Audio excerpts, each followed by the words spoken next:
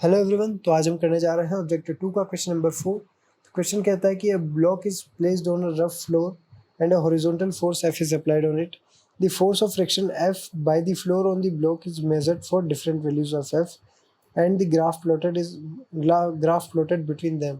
तो ये ग्राफ जो है आपको याद रख लेना चाहिए, स्टैंडर्ड जो कॉन्सेप्चुअल ग्राफ है। बाकी ये ब्लॉक रखा है अगर मास m का, इस पर नीचे की तरफ लग रहा होगा mg, ऊपर लग रहा होगा नॉर्मल रिएक्शन फोर्स।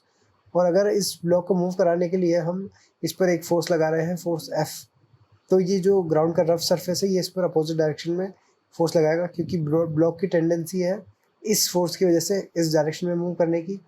तो अपोजिट डायरेक्शन में जो है फ्रिक्शन फोर्स लगेगा हमारा। ठीक है, तो friction force versus applied force का अगर ग्राफ बनाते हैं हम, तो वो कुछ इस तरीके का आएगा। हमारा फोर्स अप्लाइड, ये फ्रिक्शन फोर्स। तो ये पहले एकदम सीधा जाएगा straight line at an angle 45 degree, और फिर जो है ऐसे बेंड होकर के काइनेटिक फ्रिक्शन आएगा हमारा यहाँ पे। ठीक है, ये सबसे पीक पे होता है हमारा F लिमिटिंग। अब ये सब क्या होता है, क्योंकि आप नोटिस कर सकते हैं कि मान लीजिए हमने कुछ F फोर्स लगाया पर ब्लॉक जो है मूव नहीं कर रहा। ठीक है, क्यों मूव नहीं कर रहा? क्योंकि अपोजिट डायरेक्शन में सेम फोर्स F के ही मैग्नीट्यूड का फ्रिक्शन फोर्स एक्ट कर रहा है, इसलिए नेट फोर्स बैलेंस हो जा रहा है और ब्लॉक मूव नहीं कर रहा। फिर हम F को धीरे धीरे बढ़ाएंगे तो ब्लॉक अभी भी मूव नहीं करेगा, क्योंकि फ्रिक्शन फोर्स भी बढ़ता जा रहा है। लेकिन एक फोर्स F ऐसा आएगा कि जब जो है ना उसके बाद फोर्स लगाने पे ब्लॉक मूव करने लगेगा। क्यों? तो उससे जस्ट वो जो इंस्टेंट होगा ना, तब आ जाएगा हमारा फोर्स फ्रिक्शन लिमिटिंग।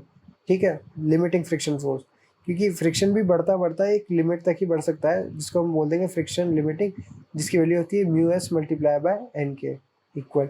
ठीक है, तो ये होता है स्टैटिक फ्रिक्शन का कॉन्सेप्ट। स्टैटिक फ्रिक्शन तब तक लगता है जब तक हमारा जो है वो ब्लॉक रेस्ट पर है। तो उसके बाद जैसे ही ब्लॉक मूव करना चालू करता है, उसके बाद उस पर लगना चालू होता है हमारा काइनेटिक फ्रिक्शन। ठीक है, तो काइनेटिक फ्रिक्शन की वैल्यू होती है और म्यू के मल्टीप्लाई बाय एन, जो कि काइनेटिक फ्रिक्शन हमेशा हमारा लेस देन होता है F लिमिटिंग के, क्योंकि लिमिटिंग तो यहाँ पर है हमारा ऊपर और काइनेटिक नीचे है थोड़ा सा। तो ये ग्राफ होता है, आपको याद रख लेना चाहिए। तो ऑप्शंस क्या कहते हैं? The graph is straight line of slope 45 degree, पूरा स्ट्रेट लाइन नहीं है। The graph is straight line parallel to F axis, ऐसा भी नहीं है। ऑप्शन सी कहता है कि the graph is straight line of slope 45 degree for small f and a straight line parallel to the F axis for large f। Option C correct है। Option D कहता है there is a small kink on the graph, तो ये इस kink की बात कर रहा है। ऑप्शन डी भी करेक्ट है। तो ऑप्शन सी और डी जो है हमारे करेक्ट आंसर्स है। Thank you very much.